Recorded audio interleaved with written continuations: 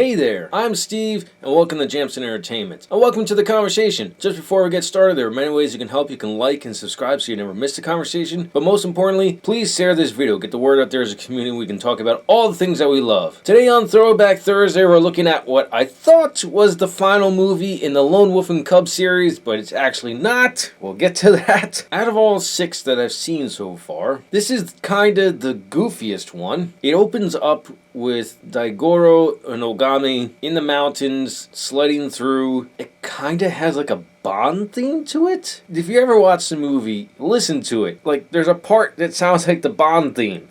Just like, for whatever reason, when they're introducing this one character, they play a part of Night on Bald Mountain.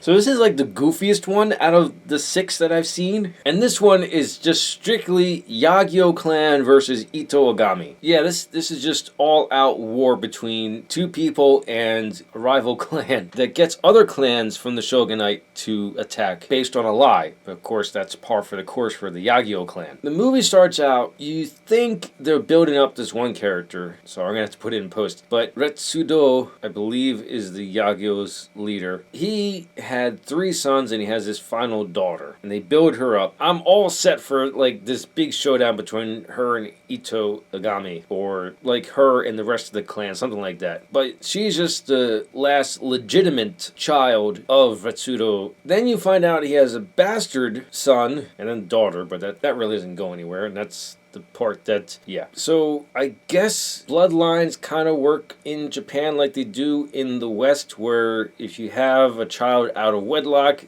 they don't have legitimacy to any kind of title or inheritance. That's the word. So when Hioe, sorry if I mispronounced that, is 5, Retsudo abandons him in the mountains, and he grows up in the mountains, and they don't really go into detail about it, but he forms his own clan, and this one I'm definitely going to put up in post. And when his father comes to him and asks him for help with Ito Ogami, he basically tells him to pound sand. He'll take care of it himself and take all the glory for his clan. This is the first one where they really introduce like the supernatural, but not really. They don't really go into details about this. After he tells his father to pound sand, he goes and performs this ritual where like this square of talisman are around these 3 guys that were buried for 42 days. He cuts that, and then his men that weren't buried unearth these 3 containers that are holding these dudes, and they're adept at burrowing into the ground and traveling that way, which when I'm watching this, I couldn't suspend my disbelief that much, simply because they made Ito Ogami so attuned to everything. I mean, he notices things without like the movie itself giving us, the audience, a hint that something's coming. You only notice that something's coming because he's already noticed it and he's already getting prepared to attack or defend. And so when you see these guys burrowing under the ground, and there's this one scene where he walks over top of them, you can tell that the area is soft, and he just doesn't notice it. I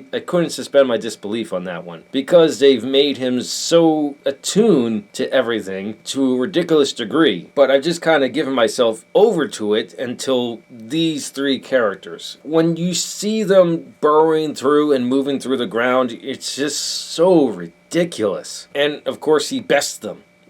And then there's a huge showdown at the end of it all. And I was thinking, okay, they're going to finally finish this, right? No. So in looking up about the movies and the actors in it, especially the kid who plays Daigoro, he's only ever been in 7 movies. It's these 6, and then the 7th, hopefully final film, I'm going to have to get it, Shogun Assassin. I do recommend that you look up the cast, especially the guy who plays Ito Ogami. He's pretty cool. So as a whole, of the 6 movies that I've seen so far, and I don't know why it's not a 7-movie pack, or maybe it is and I just don't realize it, but what I've seen so far, I do enjoy the series. I wish it wasn't as graphic as it has gotten in some of the other films, and I wish they didn't show parts of Daigoro that no one wants to see, but as a whole, I do enjoy the series, and I do recommend you watch it. I just put it out there. There's some rough scenes in here, and you'll see some, yeah. So I do recommend you get the the Criterion collection of Lone Wolf and Cub on Blu-ray. I guess just to finish things off, if Shogun Assassin is not in this, I would recommend, well, no,